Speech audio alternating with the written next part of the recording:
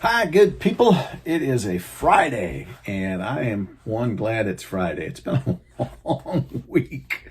A lot has happened this week. I probably can't, I'm trying to hit it all, but I don't want to go on for 20 and 30 minutes in this thing. So, one of the things I find interesting is last night I did a little counting, and I am quickly approaching my 200th update since the COVID situation has begun. And in those early days, I went back and watched a few of them.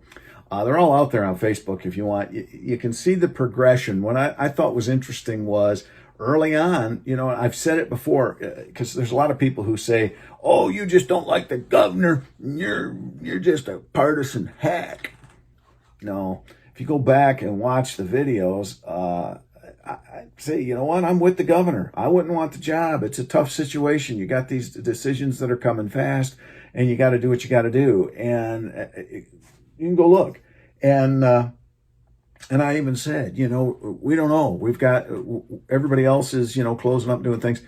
We're with you. And what have I said from the beginning? We agreed with the governor early on. The problem was, and when you watch the former, my, old updates, you can see where it's like, well, wait a minute here, Governor, you're not listening to us anymore. And it's amazing to see the progression of how things started out. Everybody was unsure, but we were together to where the governor decided to just go off on her own. So if you've got some time this weekend and you got nothing else to do, go back and watch. I thought it was pretty interesting to just get a feel for how this all progressed. So if anybody out there who watches this thinks I'm a partisan hack, you're wrong.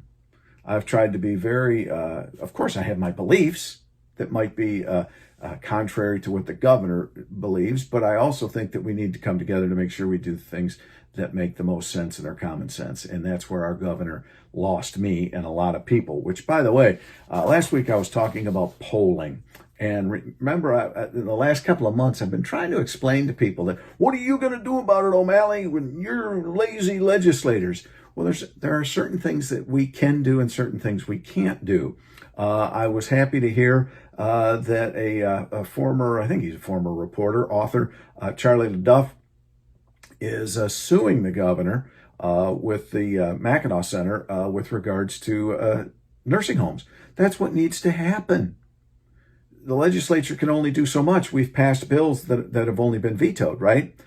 We can hold hearings to investigate, but there's only so much we can do when you have a attorney general who is willing to fight on things that she believes in and not on things that are necessarily rule of law. You want to start talking partisan hack? I can start naming some names, but I won't here. It's just real interesting. So the latest Epic MRA statewide poll says that the governor, it's a job that Governor Gretchen Whitmer is doing. She has a 52% positive rate. Now that's way down from when this all started, and she was tickling 70. So it's now at 52% positive, 47% negative. So it's getting closer. And that's why I say, preaching to the choir. I want to talk to that last 5% or so who still think the governor is doing this great job, because there are issues. Now, this one I thought was very interesting, because I don't know how they all connect exactly, but the question is the current condition of Michigan's economy. 26% said it was positive. 69% said negative.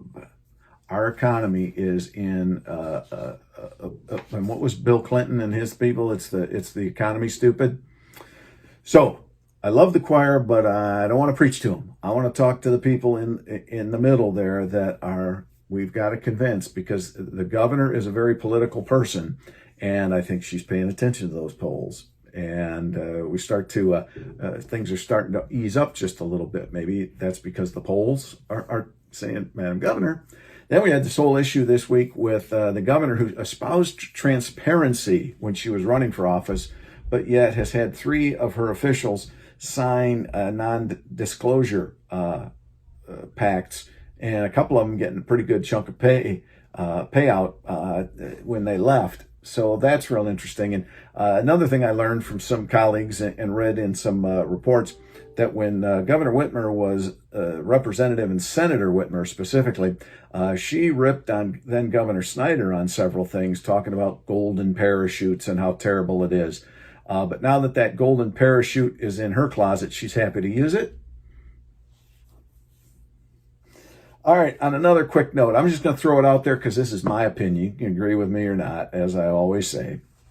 There is discussion now in the Senate. The Senate has sway over advising consent on gubernatorial appointments.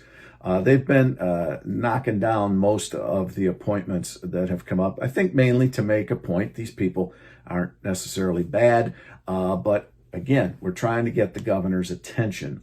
And I think it's been working with our budget push and our supplemental push and with the advice and consent. Current interim director Elizabeth Hertel got promoted when old Gabby Gordon got canned or left or whatever, because we'll never really know it, will we? Because they signed that confidentiality clause. But Elizabeth Hertel is currently in there. Her husband is a senator, Curtis Hertel. And there is a move in the Senate to not confirm Elizabeth Hertel. I've had her testify now in front of a couple of committees I've been on. And from the people that I know and trust that know her, she is a very reasonable person. She is obviously in Whitmer administration, so that would tell you that, she's got to go with the boss to some degree. But from what I can tell, she is a reasonable person. And if I were in the Senate and I was asked to sign a letter or to vote against her, I don't think I would. I believe I would vote for Elizabeth Hertel to be the DHH director. Why? Because I think she would be one of the few reasonable people in our current administration. And, I've said to people, she might not be a friend, but she's a friendly. And right now in the Whitmer administration, we'll take all the friendlies we can get. Common sense, let's discuss. I believe Elizabeth Hertel is one of those. So would I vote if I were a senator to consent to her appointment? I would. Just FYI. I'm not going to get that vote, so it doesn't matter, right? I'm just telling you where I'm at. So when you see these stories about, well, we should dump her into this, that, just telling you what I think. All right, a couple other things here. I don't want to go on forever and ever. Chamber of Commerce is asking that in-person work be eased because they're seeing that it's downtowns in moderate to bigger cities.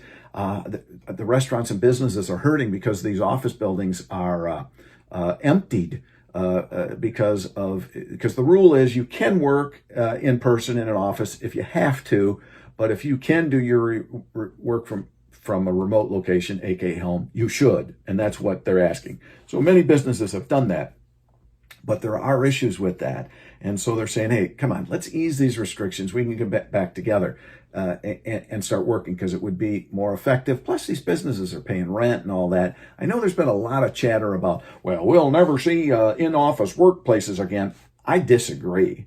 I think that, sure, right now it might seem like a money saver, or somebody might say, yeah, I like working at home. I can be in my jammies all day.